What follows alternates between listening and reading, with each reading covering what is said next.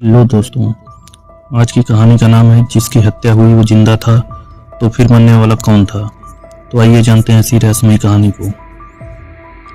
मध्य प्रदेश की राजधानी भोपाल का सेंट्रल जेल साल 2019 तारीख 29 जून। इस दिन पैरोल पर जेल से निकले कैदी को लौटना था। 14 दिन की पैरोल पर जाने के बाद जेल प्रशासन को भी उसके लौटने का इंतजार था। तभी जेल प्रशासन को लोकल पुलिस से एक सूचना मिलती है। सूचना थी कि उस कैदी की मौत हो गई है। हत्या के केस में उम्र कैद की सजा मिलने और जेल की जिंदगी से परेशान होकर उसने घर में ही आत्मदाह कर लिया। लोकल पुलिस ने बताया कि कैदी ने एक सुसाइड नोट भी छोड़ा है। हैंडराइटिंग भी उसी की है और मौत की वजह भी बताई गई है। इसलिए अब उसके शव का पोस्टमार्टम कराकर केस को बंद करने की तैयारी है।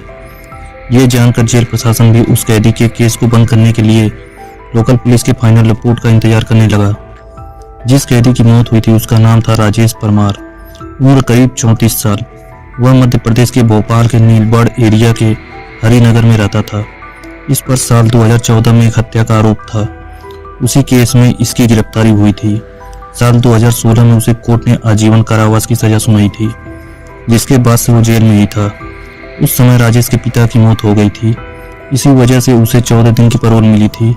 इसलिए 15 जून को वो पैरोल पर बाहर आया था। 29 जून को उसकी पैरोल खत्म होने वाली थी। इसी वजह से उसे हर हाल में 29 जून को जेल में लौटना था। लेकिन 29 जून की सुबह ही उसके घर से आग की लपटें निकलने लगी थी, जिसे देख आसपास के लोगों ने पुलिस को सूचना दी। फायर ब्रिगेड की गाड़ियां और लोकल पुलिस मौके पर पहुंची। आग बुझाने पर देखा गया तो एक युवक पूरी तरह से जल चुका था। चेहरा और शरीर भी पूरी तरह से जला हुआ था। देखकर ही वो मरा हुआ लग रहा था। फिर भी पुलिस ने आखिरी उम्मीद में उसे अस्पताल में भर्ती कराया, जहां डॉक्टरों ने उसे मृत करार दे दिया। अब पुलिस ने घर की तलाशी ली तो एक सुसाइड नोट भी मिला, जिसमें लिखा था कि पिता की मौत होने से वो दुखी था। अब परिवार में कोई उसे पैरोल भी नहीं दिलाएगा। इस वजह से वो अब दुनिया से निराश हो चुका है।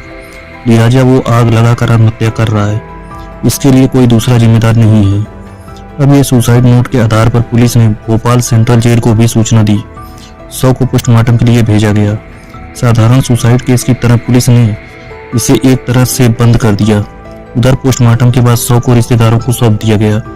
रिश्तेदारों ने भी शव को अंतिम संस्कार कर दिया। लेकिन इस पूरे केस में 24 घंटे बाद नया मोड़ आया, जब वहां की पुलिस को राजेश परमार की पोस्टमार्टम रिपोर्ट मिली। उस समय के भोपाल पुलिस के नए एएसपी अखिल पटेल के पास नीलबड़ का एरिया था। इन्होंने जब पोस्टमार्टम रिपोर्ट देखी तो ये चौंक गए। रिपोर्ट में लिखा था गला दबाने से जान गई है, यानी मौत की वजह आग या धुएं से नहीं, दम घुटने की वजह से गई है। फिर वो इस केस की तफ्तीश में जुट गए। तुरंत मौके से हुई सभी फोटोग्राफ अपने पास मंगवाते हैं। सभी फोटो को बारीकी से देखते हैं। एक फोटो में वो देखते हैं कि मरने वाला शख्स का पैर बिल्कुल एक दूसरे से चिपका हुआ था, जबकि जब भी कोई जलकर मरेगा तो वो तड़पने लगेगा। फिर उसके पैर एक दूसरे से चिपकने के बजाय अलग अलग होने चाहिए, लेकिन इस केस में ऐसा नहीं था। दूसरी तस्वीर भी देखते हैं। उससे पता चलता है कि उस शख्स का चेहरा और सीने वाला हिस्सा ही नहीं जला था, बल्कि पूरा ऊपर का हिस्सा जल चुका था। हाथ पैर सही सलामत थे और वो अजीब तरह से मुड़े हुए भी थे। इससे शक यही होता है कि कहीं हाथ और पैर बंधे तो नहीं थे, जिस वजह से ऐसा हुआ। अब इसका पता लगाने के लिए वो पुलिस अधिकारी पूरी टीम के साथ मौके पर जाते हैं। घटना स्थल को बारीक से देखते हैं, फिर आसपास के लोगों से पूछताछ करते हैं तो पता चलता है एक दिन पहले जब राजेश परमार के साथ एक या दो और लोग भी देखे गए थे। अब पुलिस इस केस की फाइल को बंद करने की जगह पूरी तरह से खोलती है, जांच शुरू करती है। अब पुलिस को यह शक हुआ कि जिसकी मौत हुई उसकी पहले गला घोंटकर हत्या की गई, लेकिन राजेश को जब सुसाइड ही करना था तो उसकी पहले हत्या क्यों की गई? अगर किसी ने गला दबाया तो वो कौन था? अब पुलिस के सामने ये सवाल भी था कि कहीं ऐसा तो नहीं कि मरने वाला राजेश ही ना हो। अगर ये राजेश नहीं है तो फिर कौन था? इन सब सवालों को पता लगाने के लिए पुलिस ने उसके मोबाइल नंबर का पता लगाया। फिर रिश्तेदारों के जरिए उसका एक नंबर मिला जो जेल से आने के बाद एक्टिव था, लेकिन अब बंद था। उसकी आखिरी लोकेशन भी भोपाल की ही थी। पुलिस ने जब इसके फोन की कॉल डिटेल चेक की तो एक नंबर पर कई बार बात करने की जानकारी हुई, लेकिन जब उस नंबर पर संपर्क किया गया तो वो भी बंद था। वो नंबर था निहाल नाम के युवक का। अब पुलिस के सामने निहाल को खोजने की चुनौती थी।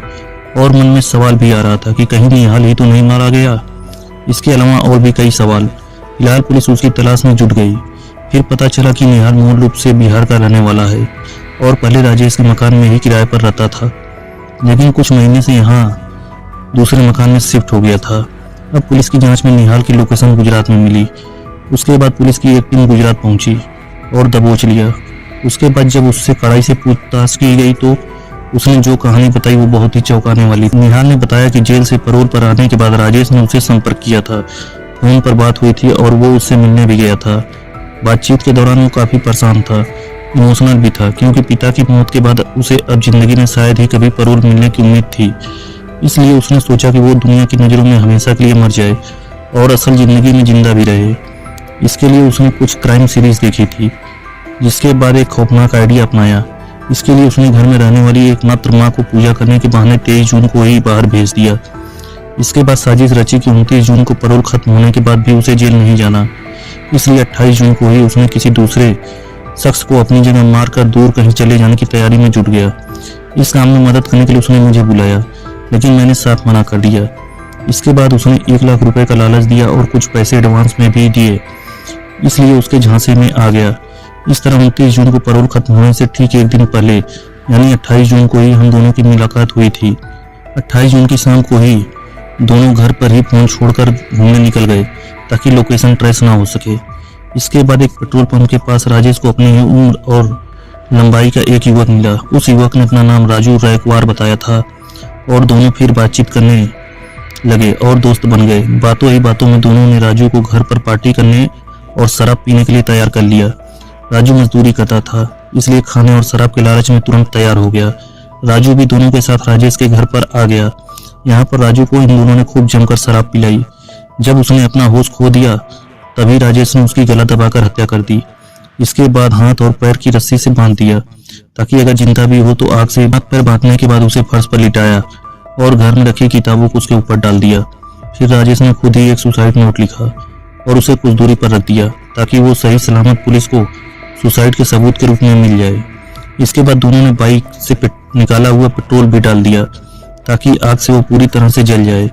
चूंकि घर का दरवाजा बंद था तो किसी को साजिश का शक नहीं हुआ, इसलिए दोनों ने घर के दरवाजे को अंदर से बंद किया और छत के रास्ते बाहर निकल आए।